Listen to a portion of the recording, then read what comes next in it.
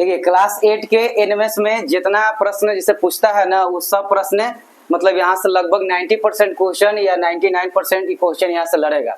जैसे कि हम सिविक्स के पॉलिटी क्वेश्चन में भारतीय संविधान के बारे में हम कुछ बताना चाह रहे हैं, ठीक है। तो देखो संविधान की रूपरेखा, अब संविधान के रूपरेखा के बारे में हम अच्छे से जानेंगे। संविधान की अगर रूपरेखा अच्छा रहेगा तो सब लोग जानता है कि संविधान की अगर रूपरेखा तैयार करने में काफी मेहनत लगा है। तो देखिए यहाँ से पहला है कि भारतीय संविधान का निर्माण करने वाली संविधान सभा का गठन। भारतीय संविधान का निर्माण करने वाली संविधान सभा का गठन सन 1946 ईस्वी में। याद रखिएगा यहाँ पर कि भारतीय संविधान का गठन कब हुआ, तो जुलाई में हुआ, जुलाई सन 1946 ईस्वी में। ऑप्शन में मिलेगा ही, तो 1946 ईस्वी में मारिएगा, आपका यहाँ से 1 नंबर पक्का मिल जाएगा। अब देखिए यहाँ से 1946 ईस्वी में हुआ है संविधान सभा की बैठक। संविधान सभा की पहली बैठक 9 दिसंबर 1946 ईस्वी को पूरा हो गया था, ठीक है। संविधान सभा का यानी कि जो संविधान निर्माण हुआ था, संविधान निर्माता कौन है, भीमराव अम्बेडकर। यानी कि जो संविधान सभा की पहली बैठक कब हुआ था, दिसंबर 9 दिसंबर 1946 1946 को संपन्न हुआ। 1946 को क्या है, पहली बैठक संपन्न हुआ। तो उसमें पहली बैठक में तो उसमें भी व्यक्ति का जरूरत पड़ता है, 10 गो 20 गो 50 गो 100 गो सदस्य रहता है। तो पहली बैठक जब हुआ तो उस पहली बैठक में 389 तक सदस्य इसमें शामिल हुए। देखिए यहाँ से पहले फिर समझा देते हैं। पहली बैठक 9 दिसंबर 1946 को संपन्न हुआ। इसमें कुल सदस्य 389 389 सदस्य थे। इस बैठक में मतलब बैठक में जो भी है सब बैठता है। इस बैठक में डॉक्टर सचिदानंद सिन्हा को सर्व सम्मानित से संविधान सभा का अस्थायी अध्यक्ष। तो पूछेगा कि संविधान सभा का अस्थायी अध्यक्ष किसे कहा जाता है, तो संविधान सभा का अस्थायी सदस्य डॉक्टर सचिदानंद सिन्हा को कहा जाता है। पहला सबसे ज्यादा वीवीआई क्वेश्चन यहाँ से बनता है कि क्वेश्चन में अभी संविधान से पूछता है तो 2 चीज पे, पहली बैठक कब हुआ, तो पहली बैठक यहाँ है 9 दिसंबर 1946 को मारिएगा। अब पूछेगा कि संविधान सभा का अस्थायी अध्यक्ष कौन है, तो डॉक्टर सचिदानंद सिन्हा यहाँ पर दिया हुआ। देखिए यहाँ पर डॉक्टर सचिदानंद सिन्हा संविधान सभा का अस्थायी अध्यक्ष चुना गया, उसको सर्वसम्मानित रूप से संविधान सभा का अस्थायी अध्यक्ष बनाया। अब देखिए 2 दिन बाद 9 हुआ, 9 के 2 दिन बाद जस्ट 11 दिसंबर 1946 को बैठक में डॉक्टर राजेंद्र प्रसाद, ये भी है 2 दिन बाद, तो डॉक्टर राजेंद्र प्रसाद 11 दिसंबर 1946 की बैठक में डॉक्टर राजेंद्र प्रसाद को सभा का, वही संविधान सभा को अध्यक्ष बनाया।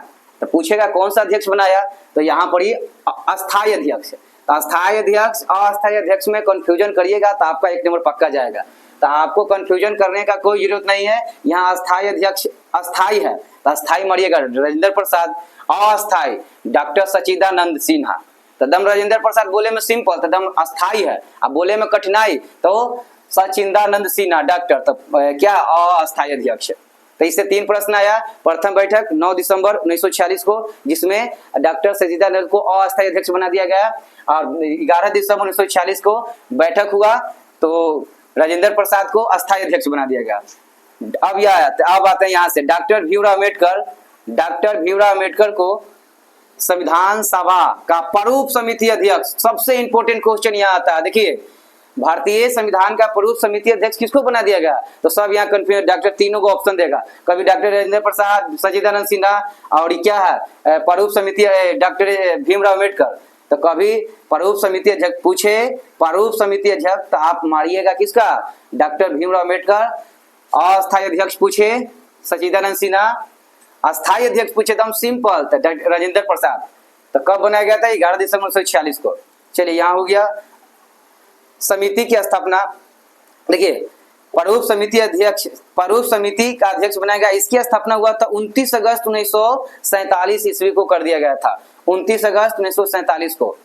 अध्यक्ष सहित इसमें 7 सदस्य थे, मतलब उसको मिलाकर भी अध्यक्ष सहित है, मतलब अध्यक्ष मिलाकर भी कितने टोटल सदस्य हैं, 7 गो, ठीक है, 7 सदस्य थे।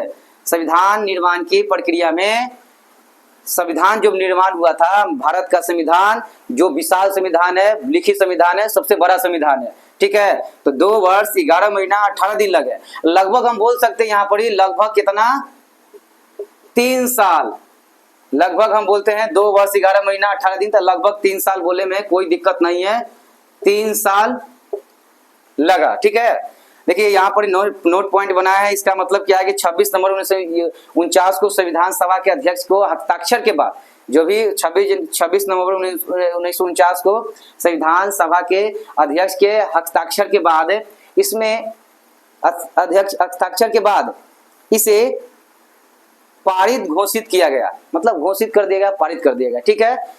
संविधान को अंगीकार किया गया, अंगीकृत किया गया। भारत के प्रस्तावना पर हम भारत के लोग, भारत के संभूत प्रभुत्व संपन्न, ये सब जितना पढ़ा तो इसमें यह आएगा यहाँ पर ही 26 नवंबर 1949 को संविधान सभा के अध्यक्ष के हस्ताक्षर के बाद इसे पारित किया गया था। अब देखिए इससे संविधान सभा हमारा संविधान से कुछ जानते हैं। जब हमारा भारत का संविधान निर्माण हुआ था तो उसमें टोटल कितने अनुच्छेद, कितने भाग और कितने अनुसूचियां थी। तो जब भारत का संविधान बना था तो इसमें देखिए भारत संविधान लिखित एवं विशाल संविधान है, इसे आप इसके पहले भी बता चुके थे। इसमें आवश्यक पड़ने पर संशोधन या परिवर्तन कर सकते हैं, इसमें कोई दिक्कत नहीं है। जब हमारा भारत का संविधान बना था तो उस टाइम अनुच्छेद की संख्या कितना था 395, उस समय अनुच्छेद की संख्या कितना था, धीरे धीरे परिवर्तित करते करते 400 प्लस यानी 443, 44, 65 ऐसे करके करीब बढ़ चुका है आज, ठीक है।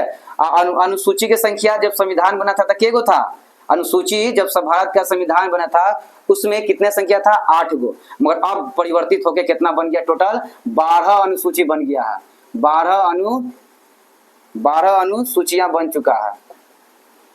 तो वर्तमान में पूछेगा कि कितने अनुसूची है संविधान में, भारतीय संविधान में, तो आप 12 मारिएगा, वही 12 गो अनुसूची पर भाग के गो है 22 गो।